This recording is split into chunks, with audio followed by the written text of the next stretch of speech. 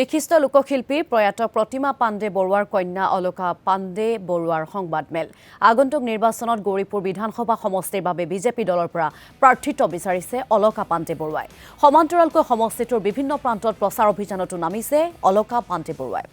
জনপ্ৰতিনিধি হৈ গৌৰীপুৰবাসীৰ বাবে সেৱা আগবঢ়োৱাৰ লগতে মাতৃৰ সপোন পূৰণৰ বাবে ৰাজনীতিৰ ক্ষেত্ৰলৈ আহিব বিচাৰিছে বুলি সংবাদমেলত উল্লেখ কৰিলে অলকা পাণ্ডে বৰুৱাই 2008 চনৰ পৰাই বিজেপিত জড়িত হৈ থকাৰ পিছত আনুষ্ঠানিক ভাবে 2021 চনত দলত যোগদান কৰিছিল অলকা পাণ্ডে বৰুৱাই 7 নং গৌৰীপুৰ বিধানসভা সমষ্টিৰ পৰা ভাৰতীয় জনতা পাৰ্টিৰ প্ৰাৰ্থিত্ব বিচাৰিছো মই ৰাজ্যিক